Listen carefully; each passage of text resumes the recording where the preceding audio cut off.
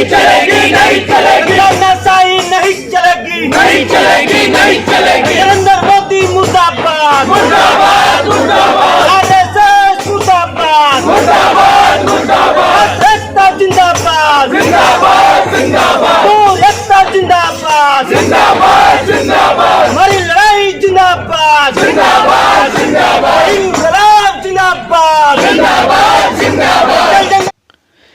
सलाम साथियों, आप देख रहे हैं हिंदुस्तानी मीडिया। जेलों में बंद छात्रों व सीए हाथरस भीमा कोरेगांव समेत अलग अलग मामलों में बंद तमाम राजनीतिक कैदियों की रिहाई के लिए आज दिल्ली में प्रोटेस्ट किया गया। वहां हमारे संवाददाता इरफान फलाही ने रिपोर्ट करके बताया कि छात्र संगठन और इंसानी हुकूक के तंजीमों के joint platform people against state repression के जरिए दिल्ली में इस प्रोटेस्ट का आयोजन किया गया था। इस आंदोलन में CFI, DSU, आइसा, SFI, SIO, बापसा, बासो, PSA, NSUI, एयरसो और NCHRO समेत बहुत सी अहम छात्र संगठन व इंसानी हुकूक के तंजीम शामिल रहे। इस PSR आंदोलन का मकसद कैदियों की रिहाई की लड़ाई के साथ साथ UAPA, sedition, Bihar armed force act, PSA, Misa समेत दीगर ऐसे कानून के खिलाफ मुहिम चलाना था। देखिए ये वीडियो। ऑर्गेनाइजेशन की तरफ से मेरा जय भीम लाल सलाम। सबसे पहले तो अपने संगठन की ओर से कड़े शब्दों में निंदा करना चाहूँगी जितने अरेस्ट हुए हैं, जितने लोग रॉन्गफुली आज भी जेल्ड हैं। कुछ लोगों को 500 से ज़्यादा दिन हो गए हैं, कुछ लोगों को सालों बीत गए हैं अंदर, चाहे वो भीमा कोरेगांव में रॉन्गली इनकार्सरेटेड प्रिजनर्स हो, चाहे CAA NRC के अगेंस्ट जो प्रोटेस्ट हुए और उसके बाद जो दिल्ली में नॉर्थ ईस्ट दिल्ली में जो प्रोग्राम हुआ उसके तहत जो रॉन्गफुली इनकार्सरेटेड जो प्रिजनर्स हैं, जो एक्टिविस्ट हैं, उनके अरेस्ट के खिलाफ, चाहे हिदमे मरकम हो, चाहे उड़ीसा में जो आदिवासी अपनी जल जंगल जमीन की लड़ाई में उसके वजह से उनको अरेस्ट किया गया है, इन सारे लोगों के अरेस्ट की कड़ी निंदा करना चाहूँगी और इन सारे लोगों को अपनी अनकंडीशनल सॉलिडारिटी व्यक्त करना चाहूँगी। साथियों, बहुत सारे साथियों ने ज़्यादातर बातें कह दी हैं।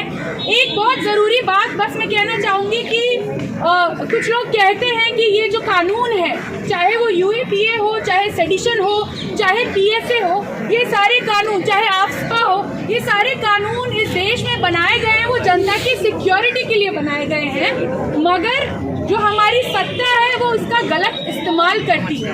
तो यहाँ से मैं ये कहना चाहूँगी कि इस गलतफहमी को ना पालें। ये सारे जो कानून बनाए गए हैं, चाहे वो UAPA हो, चाहे सेडिशन हो, चाहे PSA हो जो कश्मीर में यूज़ किया जाता है आम जनता के खिलाफ, चाहे वो NSA हो, ये सारे कानून बनाए ही इसलिए गए हैं स्टेट द्वारा उन सारी आवाज़ों को दबाने के लिए जो उनकी इन कुनीतियों के खिलाफ अपनी आवाज़ें उठाती हैं।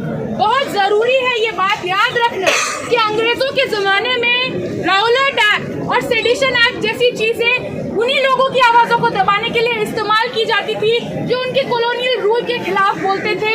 आज इन एक्ट्स का, इन लॉज का बस रूप बदला है, बस वेशभूषा बदली है, इनका काम अभी भी वही है। ये हमें सोचने की ज़रूरत है कि क्यों एक कॉलोनियल रूल के बाद जब हम इंडिपेंडेंस हमें मिल जाता है, हम एक डेमोक्रेसी क्लेम करते हैं अपने आप को, आज भी ऐसे कॉलोनियल लॉज क्यों एप्लीकेबल हैं? एक डेमोक्रेसी में इनकी क्या वैलिडिटी है? क्या ऐसे लॉज को हमारे देश में एग्जिस्ट करना चाहिए? ये सवाल बहुत ज़रूरी है कि हम आज उठाएं, क्योंकि ये जो इनकार्सरेशन हो रहे हैं वो आज से नहीं हो रहे हैं। ये इनकार्सरेशन पहले भी हुए हैं, सिर्फ BJP RSS के रेजिम के अंडर नहीं, कांग्रेस के तहत भी हुए हैं। और ये बात हमें याद रखने की ज़रूरत है कि जब तक हम इन काले कानूनों के खिलाफ अपनी आवाज़ अनइक्विवोकली नहीं उठाएंगे, तब तक ये अरेस्ट ऐसे होते रहेंगे। तरफ से सभी को क्रांतिकारी अभिनंदन, लाल सलाम। साथियों, इसमें कोई शक नहीं है, मेरे पहले जो वक्ता आके गए हैं उन्होंने भी ये बात दोहराई है कि आज जो सरकार बैठी है वो आज़ादी के बाद से सबसे ज़्यादा दमनात्मक, और आज जिस तरीके से दमन हो रहा है ऐसा नहीं कि पहले नहीं होता था, लेकिन उसके बावजूद 2014 के बाद से और 19 के बाद से जिस तरीके से जो कानून पहले से थे काले कानून, उनमें भी बदलाव करके और नए कानून डालकर, नई प्रक्रियाएं डालकर इस तरीके से दमन को बढ़ाया गया है वो अनप्रेसिडेंटेड है, अभूतपूर्व है। लेकिन साथियों, एक और बात जो अभी तक नहीं आई और मुझे लगता है आनी चाहिए, हमारे पर्चे में भी है। 2012 में हरियाणा में मानेसर में मारुति के भी मजदूर थे, इन्होंने अपने अधिकारों के लिए, और ऐसे अधिकार नहीं जो वो कानून बनाने के लिए मांग कर रहे थे, जो ऑलरेडी उनको कानून ने दिए थे, जो ऑलरेडी उनके पूर्वजों ने, मजदूर वर्ग ने लड़कर खून बहाकर हासिल किए थे, उसको लागू करने के लिए, यूनियन बनाने के लिए, ठेका प्रथा के खिलाफ उन्होंने जब संघर्ष किया था, तो उस समय से साजिशपूर्ण तरीके से उनको जेल में भरा गया और आज के डेट तक लगभग 10 साल 4 मजदूर आज तक उस जेल में बंद हैं। 13 मजदूरों को आजीवन कारावास की सजा हुई थी, जिसमें से 7 मजदूर अभी पिछले नवंबर से लेकर जनवरी तक छूटे हैं, 9.5 साल की सजा पूरी करने के बाद बेल पर। और जो 2 साथी थे उसमें से 13 में से, उनकी इसी 9.5 साल में दुखद तरीके से ट्रैजिक मौत भी हो गई। ये साथियों भाजपा सरकार के दौरान नहीं, कांग्रेस सरकार के दौरान हुआ, 2012 में, जब हरियाणा में भी और भारत में भी कांग्रेस की सरकार थी। तो ये भी देखना पड़ेगा कि अभी की जो सबसे क्रूर सरकार है, इसको हटाकर क्या उपाय बचता है, क्योंकि ये हम जानते हैं कि यूएपीए के खिलाफ, एनएसए के खिलाफ, पीएसए के खिलाफ एक दिन यहाँ पर आकर बोलने से, जो कि बहुत जरूरी है, इसके महत्व को कहीं से कम नहीं किया जा सकता है, लेकिन केवल इसी से हल निकल जाएगा ये हम सब जानते हैं कि नहीं होने वाला है। जो असली लड़ाई है वो ताकत से डिटरमाइन होती है। अगर फांसीबाजियों के पास ताकत ज्यादा है तो फांसीबाजी पॉलिटिकल प्रिजनर्स को लेके जो दमन पूरे देश में यहाँ चल रहा है, हमको समझने का ज़रूरत है कि पॉलिटिकल प्रिजनर्स हम क्यों बोलते हैं, कौन है पॉलिटिकल प्रिजनर्स, क्या करते हैं ऐसा, इसके कारण से वो जेल में। बहुत सारे लोगों ने अलग अलग, हमने पॉलिटिकल प्रिजनर्स के बारे में बात की, साईं बाबा के बारे में बात की कि क्यों उनको जेल में रखा गया। साईं बाबा, हेम मिश्रा, प्रशांत राही, इन सब लोगों को जेल में डाल दिया गया। क्यों डाल दिया गया? क्योंकि इन्होंने ऑपरेशन ग्रीन हंट के खिलाफ हुआ। ऑपरेशन ग्रीन हंट जिसके द्वारा पूरे के पूरे आदिवासियों को उनका विस्थापन किया गया, आज भी वो विस्थापन जारी है। उनकी आवाज़ों को दबाया गया क्योंकि उन्होंने उन आदिवासियों की आवाज़ बनी। उसके तहत जब हैनी बाबू उनके लिए आवाज़ बनते हैं, जो साईं बाबा के रिलीज़ के लिए अपील करते हैं, सीआरपीपी में वो काम करते हुए उनकी रिलीज़ के लिए मांग करते हैं कि हैनी बाबू को रिलीज़ किया जाए, साईं बाबा को रिलीज़ किया जाए, तो हैनी बाबू को पिछले साल जेल में डाल दिया जाता और बोला जाता है इस बिना पर उनकी बेल खारिज की जाती है कि वो साईं बाबा की रिहाई की मांग कर रहे हैं। तो आज हमको समझना होगा कि किसी की रिहाई की मांग करना भी एक सेडिशियस क्राइम, एक देश विरोधी काम है। किसी की बेल की मांग करना जो कि 90% डिसेबल्ड पर्सन है, जो अंडर सेल में बंद है, जैसे साथी ने बताया कि वो उनका चेयर तक नहीं घूम सकता, ऐसे इंसान की बेल की मांग करना, ऐसे इंसान की बेल की मांग करना, ये एंटी नेशनल। ऐसे एक साथी ने बोला था कि एंटी नेशनल क्या है? एंटी नेशनल यहाँ पे क्या, कौन सा नेशन है, कौन से नेशन का विरोध किया जा रहा है? जिसको हम चाउनिज्म कहते हैं, जो इन संघियों का देश है, जो इन संघ की विचारधारा पे बोलना, एंटी नेशनल्स को उसको बोला जाता है। तो हम बोलते हैं कि हम उस संघ की विचारधारा के खिलाफ हमेशा बोलते हैं।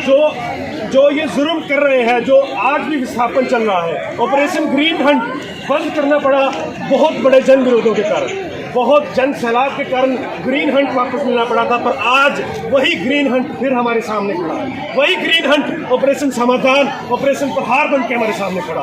अगर हम किसी भी राजनीतिक कैदी की रिहाई की मांग करने डीयू में जाते हैं, प्रोफेसर हैनी बाबू की रिहाई की मांग करने हम डीयू में जाते हैं, तो सबको एफआईआर लगाया जाता है। पूरा का पूरा कैंपस, आज दिल्ली का कोई भी कैंपस ऐसा नहीं है जहाँ पे मिलिटराइजेशन नहीं है, जिसके गेट पे बैरिकेड नहीं है। तो क्यों हर दिल्ली के विश्वविद्यालय पर, क्या ये सारे टेररिस्ट पढ़ रहे हैं इस हर विश्वविद्यालय में?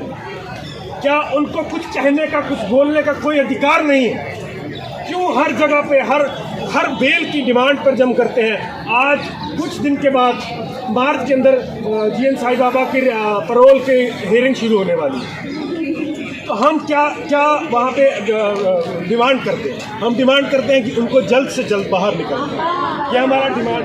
खास करके एक वर्ग के खिलाफ, उसे सिर्फ उसका हाल चाल जानने के लिए त्रिपुरा की पूरी पुलिस, त्रिपुरा का पूरा एडमिनिस्ट्रेशन उसे रोकने में लग जाता है। हम सवाल करते हैं सरकार से और सरकार में बैठे अधिकारी से कि वो अधिकारी कभी छात्र हुआ करते थे, कभी वो पढ़े लिखे व्यक्ति हुआ करते थे, बुद्धिजीवी हुआ करते थे। हम हुआ करते इसलिए बोल रहे हैं कि वो सोचना समझना छोड़ दिए, वो गलत नीतियों के दबाव में आकर के, या उनके अंदर भी वो हिंदुत्व और क्या मनुवाद का रोग घुस गया है। वो इसलिए मानवतावादी और मानवाधिकार के बातों को दरकिनार कर देते हैं और उन पर अपना दमन चालू कर देते हैं। आज देखें मौलाना खलीद साहब का नाम लेने के, मौलाना खलीद सिद्दीकी साहब जो धन का एक प्रचार करते हैं। आज जितनी विपक्षी पार्टी, सरकार तो है ही, लेकिन विपक्षी पार्टी भी उनका नाम लेने से डरती है। क्यों? क्योंकि वो एक मुसलमान है। क्या एक मुसलमान होना इस देश में गुनाह है? क्या अपने हाथ अधिकार के लिए वो इस देश में वो बोल नहीं सकता, आवाज़ नहीं उठा सकता? वो उनको इतना मुसलमानों को दरकिनार इतना अलग बना दिया गया है, एक ऐसा सिंबल कर दिया गया है कि मुसलमान के खिलाफ बोलोगे तुम्हारा वोट बैंक खिसक जाएगा, तुम्हारी राजनीतिक कुर्सी पर आँच आ जाएगी। लेकिन ये याद रखें, ये सिर्फ मुसलमान का एक बहाना है। जो यहाँ पर बैठे लोग, बुद्धिजीवी लोग, जो schedule caste, schedule tribe, OBC से आते हैं, याद रखना ये मनुवाद का, ये जो ब्राह्मणिकल ऑर्डर है, इनका सोच इससे भी आगे है। मुसलमान तक ज़्यादा है जो आगे रख करके ये 200 साल जो पहले गुलामी के जंजीरों में इन्होंने झाड़ू और मटका लटकाया था, ये उस दौर में ले जाना चाहते हैं। मुसलमानों का सेकेंड सिटीजनशिप को मिल जाएगा, लेकिन उसके साथ साथ हिंदुस्तान में जो सबसे बड़ा तबका है वो ओबीसी, एससी, एसटी के लोग हैं, उनको भी 2 दर्जे के हिस्सेदारी मिलेगी। अगर अभी आपने आवाज़ नहीं उठाया तो आप खामोश कर दिया जाओगे। अभी वक्त है कि आप जेलों के अंदर जाने से पहले आवाज़ उठाएं। भले यह तादाद अभी छोटी है, लेकिन कोशिश और क्या अगर आपकी हिम्मत लगातार रही तो यह सरकार इन्हीं लोगों से डरती है। यही चंद लोग इतिहास बदलते हैं। आज आप देखें, ये हिटलर या मौसोलिनी लोगों को कोई याद नहीं रखता है, ये इतिहास में दबा दिए जाते हैं, इन्हें तानाशाह के रूप में ही देखा जाता है। आप अगर किसी को याद रखा जाता है तो वो केवल मानवतावादी, जो शांति प्रिय की बात करता है, मानवता की बात करता है, केवल उन्हें याद रखता है। आने वाले दिनों में ये तो अभी हम जो फिलहाल जो मौजूदा हालात देख रहे हैं, इससे भी भयावह होगा। अभी तो हम फिलहाल बोल भी लेते हैं, बोलने के बाद ये जेलों में हमें डाल देते हैं, कुछ लोगों को छोड़ देते हैं, क्योंकि ये इनके मनपसंद के लोग होते हैं। इस हिसाब से डालेंगे, चाहे इनसे इनको खतरा है। यूपीए के तहत उमर खालिद, क्या कह रहे, मीरान हैदर और न जाने कितने भी राजनीतिक कैदी जिन्हें जेलों के अंदर डाल दिया जाता है। वही जामिया के यहाँ पर हथियारबंद एक नौजवान आता है जो मनुवाद और हिंदुत्ववादी और बजरंग दल से जुड़ा हुआ रहता है, उसको क्या कर दिया, उसे रिहा कर दिया गया, उसे बेल मिल गया। वो किस आधार पर बेल देते, किस आधार पर क्या न्याय करते, ये हमारे समझ से तो बाहर है। अगर कॉलेजियम सिस्टम में, न्यायपालिका में अगर कहीं भी न्याय बचा तो ये कॉलेजियम सिस्टम में 33 जज होते हैं, उनमें सारे अपर कास्ट के लोग क्यों होते हैं? उसमें सबकी भागीदारी क्यों नहीं होनी चाहिए? जब तक देश में बराबर की भागीदारी नहीं होगी तो इसी तरह अन्याय और अत्याचार होता रहेगा। और जो लोग खामोश बैठे हैं कि हम घरों में बैठे हैं, हमारा क्या होगा, हमारे तक तो ये पुलिस नहीं आए, जो नेतागिरी कर रहे हैं, जो आवाज़ उठा रहे हैं, जो प्रतिरोध कर रहे हैं, उन्हें ही पकड़ेगी। लेकिन याद रखें, उसका भी एक उदाहरण है। जब सीए आंदोलन हुआ था तो यूपी में ऐसे लोगों को बिठाया गया था जिन्होंने सरकार के खिलाफ तो दूर थानों में जाने से वो कतराते थे, डरते थे, वो एफआईआर तक नहीं करते थे। उन लोगों को जेलों के अंदर डाला गया। उन पर ये योगी सरकार, ये जो तानाशाह सरकार है, 55 न जाने कितने लाखों के नोटिस दिए कि हम सरकारी प्रॉपर्टी जो तुमने डैमेज किया है तो उसका मुआवजा लेंगे। ये इस तरह की सरकार है या इसी देश में हमें 2 दर्जे के अभी नहीं बना दिया गया है? क्या हम लोगों को आंखों बंद है कि अगर किसी एक कम्युनिटी के बारे में नरसंहार की बात करते हैं हम खामोश हो जाते हैं? केवल गोली मारने के लिए ही नहीं रखा जाता है, लोगों को हड़काने के लिए भी रखा जाता है। देखिए जज किस प्रकार से टेक्निकल आधार पे किस तरीके से इनको बाहर करता है, खुली छूट देता है। तो दोस्तों, हमें आज पूरे तरीके से हम लोग देख रहे हैं कि इस देश को एक तरीके से पूरे फांसीवाद के रास्ते पे ले जाने की बात हो रही है। हम भीमा कोरे गांव को भी याद करते हैं।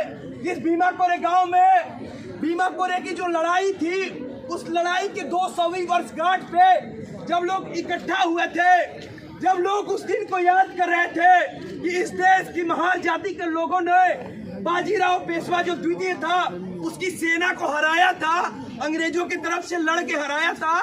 और उसके बाद से जब उसका शौर्य दिवस मना रहे थे लोग, तो उस आंदोलन में भी, उस प्रोटेस्ट में भी ये लोग दंगा करवाते हैं, मारपीट करवाते हैं। जो मोदी के तथाकथित जो गुरु है संभाजी भिड़े और जो उनके एक पार्षद है, बीजेपी के पार्षद, तथाकथित उनके द्वारा वहां पे हिंसा करवाई जाती है। और उन संभाजी भिड़े और उन पार्षद को छोड़ के आज भी सरकार रखी है।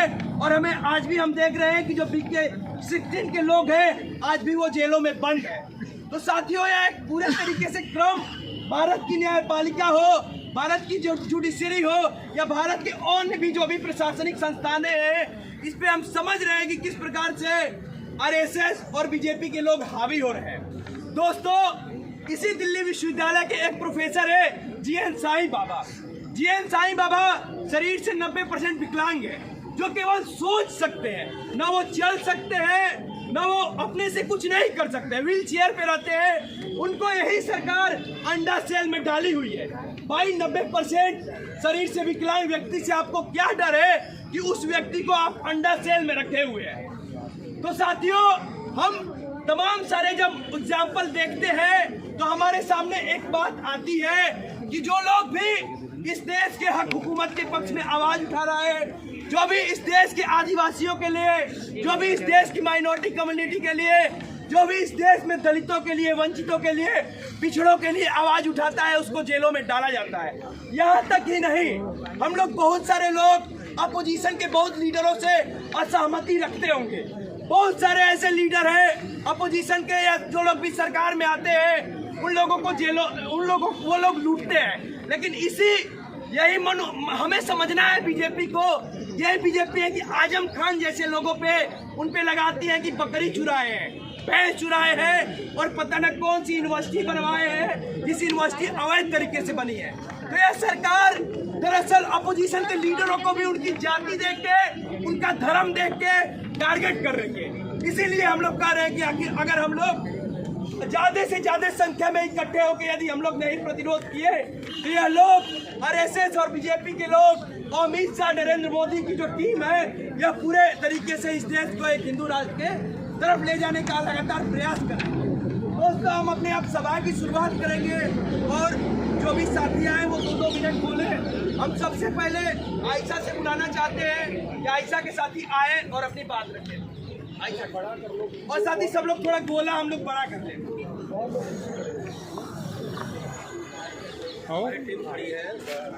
इस देश में हिंदू मुस्लिम कौमी एकता की बात करते हैं, उन लोगों को यही सरकारें जेल में डालती है और दूसरे तरफ जो लोग दंगा भड़काते हैं, जो लोग मारपीट करते हैं, उन लोगों को ये सरकारें छूट देती है। हमें वो समय भी याद है जब इसी जंतर मंतर पे नारे लगे थे। वो कौन से लोग थे जो इसी जंतर मंतर पे नारे लगाए और आज भी जेलों के बाहर है। हमें वो धर्म संसद भी याद करना चाहिए जिस धर्म संसद में एक कौम के खिलाफ उसको कत्लेआम करने के नारे लगाए जाते हैं। और इस देश की जो न्यायपालिका है, जिसका पूरे तरीके से मनुवाइजेशन हो चुका है, जिसका पूरे तरीके से ब्राह्मणाइजेशन हो चुका है, वो न्यायपालिका हाथ पे हाथ धर के बैठी रहती है। हमें याद है वो समय भी, हमें याद है वो हाथरस कांड भी। ये हाथरस कांड में सिद्दीकी कप्पन और उनके साथी पत्रकार जो रिपोर्टिंग करने आए थे, उन पत्रकारों को भी यही योगी आदित्यनाथ की सरकार उठाती है और जेल में डालती है। जबकि जेल में जाना किसको चाहिए था? जो भाई हाथरस कांड में बलात्कार किए, जो हाथरस कांड में लड़की का रेप किए। और जो आप हमारे चैनल हिंदुस्तानी मीडिया को सब्सक्राइब करें, वीडियो अच्छा लगे तो लाइक करें, शेयर करें। लेटेस्ट अपडेट के लिए बेल आइकन दबाना ना भूलें।